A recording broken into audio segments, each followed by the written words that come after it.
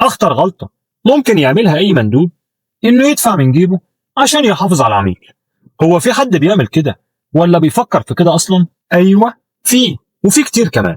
أحد المتابعين بعت لي المشكلة دي، بيقول لي عندي واحد من أكبر العملاء في منطقتي اشترى مني المنتج وخزنه بطريقة غلط، شاله من التلاجة وسابه بره، فالمنتج باظ فطلب يرجعه، والشركة طبعا رفضت لأن المنتج خارج من المخزن والعميل مستلمه وهو سليم 100%.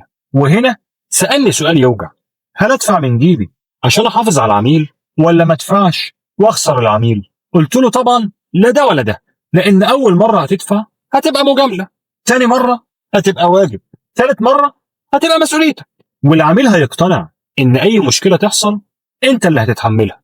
الصح إنك تقعد مع العميل وتشرح له بهدوء: المنتج خرج من عندي سليم وأنت مستلمه وهو سليم، وسبب المشكلة دي طريقة التخزين، وحضرتك عارف كده كويس. وبعدها اسأله إيه الحل اللي يرضيك من غير ما نظلم بعض. ولو العميل فعلا مهم ارفع الموضوع للإدارة وخلي الشركة هي اللي تقرر، لو تقدر تعمل له استثناء، لكن اوعى تدفع من جيبك في مشكلة مش انت السبب فيها، لانك لو دفعت النهاردة عشان تحافظ على العميل بكرة هيستناك تدفع تاني، وساعتها مش هتبقى كسبت عميل، هتبقى صنعت عادة غلط عند العميل وخسرت فلوسك. عشان كده ما تعملش